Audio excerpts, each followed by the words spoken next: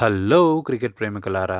నిన్న జరిగిన India versus Sri Lanka second ODI మ్యాచ్లో ఇండియా ఘోర పరాజయాన్ని చవిచూసింది. వరుసగా రెండోసారి ఈజీగా గెలవాల్సిన మ్యాచ్ని ఓడిపోయాం. నేను నా వీడియోస్లో మామూలుగా మ్యాచ్ ఎలా గెలిచామో, ఎలా ఓడిపోయామో చెప్పేవాడిని. కానీ ఈ వీడియోలో ఎందుకు ఓడిపోయామో చెప్పాలనుకుంటున్నాను. శ్రీలంక పడ్డాక కూడా లేచి నిలబడ్డారు. కానీ బలంగా నిలబడి ఉన్న మన టీం మాత్రం పడ్డాక మళ్లీ లేవలేకపోయిందనే చెప్పాలి. ఈ గ్రౌండ్లో టాస్ చాలా కీలకం అవుతుంది. కానీ టాస్ గెలవడం ఎవరి చేతిలో ఉండదు కదా! మరొకసారి శ్రీలంక టాస్ గెలిచి బ్యాటింగ్ ఎంచుకుంది. శ్రీలంకకి అటు బ్యాట్తోనూ ఇటు బాల్తోనూ మంచి స్టార్ట్ రానప్పటికీ మ్యాచ్ గెలవగలిగారు. కానీ మనకి రెండూ బానే వచ్చాయి. అయినా కూడా మ్యాచ్ని ఓడిపోయాం. ప్రయోగాలు ఇండియాని దెబ్బతీస్తున్నాయా అంటే కాదని చెప్పలేం. అలా అని అవునని కూడా చెప్పలేం. ప్రయోగాలు అవసరమే, కానీ అవి ఎవరితో చేయాలో కూడా చూసుకోవాలి. శ్రేయస్ అయ్యర్, కేఎల్ రాహుల్ లాంటి క్వాలిటీ ప్లేయర్స్ని అంత డౌన్ ది ఆర్డర్ పంపడం అస్సలు కరెక్ట్ కాదు.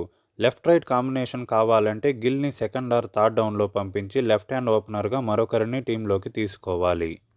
లెఫ్ట్ హ్యాండ్ ఆప్షన్స్ లేవా అంటే చాలానే ఉన్నాయి. డబుల్ సెంచరీ కొట్టిన ఇషాన్ కిషన్ ఉన్నాడు. మంచి ఫామ్లో ఉన్న డిస్ట్రక్టివ్ బ్యాటర్ యశస్వి జైస్వాల్ ఉన్నాడు. ఐపీఎల్లో డొమెస్టిక్లో రాణిస్తున్న సాయి సుదర్శన్ ఉన్నాడు. సుదర్శన్ అయితే ఇండియాకి ఆడినప్పుడు కూడా మంచి టెంపర్మెంట్తో బ్యాటింగ్ చేశాడు. ఇవేవి కాదనుకుంటే రిషబ్ పంట్ని కూడా ఓపెనర్గా ట్రై చేయొచ్చు.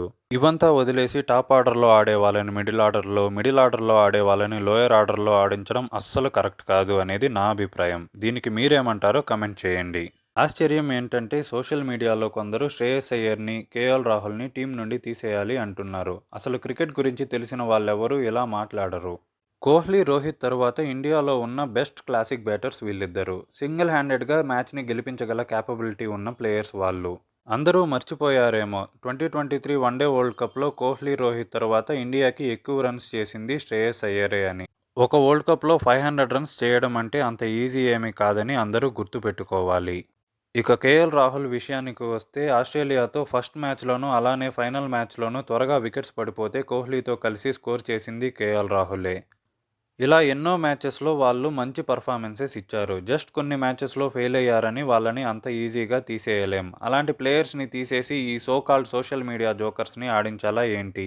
బ్యాట్ బాల్ పట్టుకోవడం రాని వాళ్ళు కూడా ఇంటర్నేషనల్ ప్లేయర్స్ని జడ్జ్ చేస్తుంటే చాలా కామెడీగా ఉంటుంది. 141 క్రోర్స్ పైనే జనాభా ఉన్న ఇండియాలో జస్ట్ 11 ప్లేయర్స్ ఆడటానికి సెలెక్ట్ అవుతున్నారు అంటే వాళ్ళకి ఎంత టాలెంట్ ఉండాలి, వాళ్ళు ఆ స్టేజ్కి రీచ్ అవ్వడానికి ఎంత కష్టపడి ఉండాలి. అలాంటి ప్లేయర్స్ గురించి టీవీలు, ఫోన్ల ముందు కూర్చొని కమెంట్లు చేసే అర్హత మనకి లేదు. అవును, ఒప్పుకుంటాను, టీం కాంబినేషన్ సరిగ్గా లేదు. Heavy right hand batting order ఉంది. అలా అని క్వాలిటీ ప్లేయర్స్ని టీంలో నుండి తీసేయడం కరెక్ట్ కాదు. దీనికి solution captain, coach, selection committee వీలైనంత త్వరగా కనుక్కోవాలి. లెఫ్ట్ రైట్ కాంబినేషన్ అనే పిచ్చిలో పడి ప్రయోగాలు చేయడం అనవసరం. మనం వరల్డ్ కప్లో కూడా ఇదే కాంబినేషన్తో ఫైనల్కి వెళ్ళామనే విషయం మర్చిపోకూడదు. అప్పుడు రాని ప్రాబ్లం ఇప్పుడు ఎందుకు వస్తుంది అంటే ఎవరి స్థానాల్లో వాళ్ళు ఆడకపోవడం వల్లే. ఒక ఫిక్స్డ్ బ్యాటింగ్ ఆర్డర్తో వెళితేనే మంచి ఫలితాలు చూస్తాము. టీ20స్లో వర్కౌట్ అయ్యే టాక్టిక్స్ లాంగ్ ఫార్మాట్లో వర్కౌట్ అవ్వవు. లాంగ్ ఫార్మాట్లో స్టెబిలిటీ చాలా ఇంపార్టెంట్. సెటిల్డ్ లైనప్ ఉండాలి.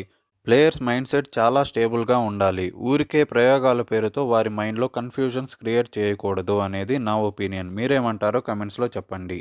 ఇక మ్యాచ్ విషయానికి వస్తే మొదటి బంతికే సిరాజ్ ఫామ్లో ఉన్న నిశంకాని అవుట్ చేశాడు. కానీ ఇండియా ఆ తరువాత వికెట్స్ తీసి శ్రీలంక పైన ప్రెజర్ పెట్టడంలో ఫెయిల్ అయిందనే చెప్పాలి. సెకండ్ వికెట్కు ఫెర్నాండో, కుశల్ మెండిస్ కలిసి 74 రన్స్ పార్ట్నర్షిప్ చేశారు. ఆ తరువాత కాస్త కోలుకొని వెంటనే 136 ఫర్ 6 వికెట్స్ తీయగలిగారు. మళ్ళీ మరొకసారి ఇండియా రెగ్యులర్ ఇంటర్వెల్స్లో వికెట్స్ తీయడంలో ఫెయిల్ అయ్యింది. లోయర్ ఆర్డర్తో మరిన్ని రన్స్ చేయించారు. అలానే లోయర్ ఆర్డర్ వికెట్స్ రైట్ టైంలో తీయలేకపోయారు. ఇక్కడ బుమ్రా లాంటి క్వాలిటీ బౌలర్ లేని లోటు చాలా క్లియర్గా తెలుస్తూ ఉంది. డెత్ ఓవర్స్లో ఇండియా అటు రన్స్ని కట్టడి చేయలేకపోయింది, ఇటు వికెట్స్ కూడా తీయలేకపోయారు.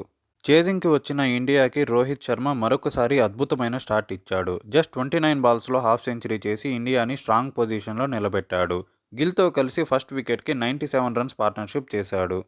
ఇలా బాగా ఆడుతున్న రోహిత్ రివర్స్ హిట్కి ట్రై చేసి అవుట్ అయ్యాడు. ఈ డిస్మిసల్లో క్రెడిట్ ఫీల్డర్కే ఇవ్వాలి. అద్భుతంగా డైవ్ చేసి మంచి క్యాచ్ పట్టాడు. ఆ వెంటనే కాసేపటికి గిల్ని కమిండు మెండిస్ స్లిప్లో ఒక కళ్ళు చెదిరే క్యాచ్ పట్టి అవుట్ చేశాడు. ఇక్కడి వరకు అంతా బాగానే సాగింది. కానీ ఎప్పుడైతే రోహిత్, గిల్ అవుట్ అయ్యారో ఒక్కసారిగా ఇండియా బ్యాటింగ్ లైనప్ కుప్పకూలిపోయింది. తరువాత నెంబర్ 4లో రావాల్సిన శ్రేయస్ అయ్యర్ను పక్కన పెట్టి శివం దూబేతో ప్రయోగం చేశారు. కానీ ఈ ప్రయోగం ఫలించలేదు. నంబర్ 4లో వచ్చిన శివం దుబే డకౌట్ అయ్యాడు. వెంటనే ఇన్నింగ్స్ని మంచిగా స్టార్ట్ చేసిన కోహ్లీ కూడా అవుట్ అయిపోయాడు. ఆ వెంటనే శ్రేయస్ అయ్యర్, కేఎల్ రాహుల్ కూడా అవుట్ అయిపోయారు. 97 ఫర్ 0తో స్ట్రాంగ్ పొజిషన్లో ఉన్న ఇండియా శ్రీలంక బౌలర్ వాండర్సే దెబ్బకు 147కి 6 వికెట్స్ కోల్పోయింది. ఇందులో విశేషం ఏంటంటే అన్ని 6 వికెట్స్ కూడా వాండర్సేనే తీశాడు. హసరంగాకి ఇంజూరీ అవ్వడం ఈ మ్యాచ్లో శ్రీలంకకి చాలా బాగా కలిసొచ్చింది.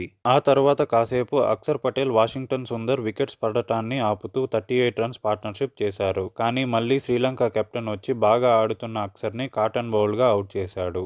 మరొకసారి వెంటనే మిగిలిన వికెట్స్ని కూడా తీసేసి మ్యాచ్ని గెలుచుకున్నారు. ఈ మ్యాచ్లో చెప్పాలంటే నాకు రోహిత్, అక్షర్ తరువాత సిరాజ్ బెస్ట్ బ్యాటర్గా అనిపించాడు. ఎందుకంటే స్పిన్ని చాలా బాగా ఎదుర్కొన్నాడు.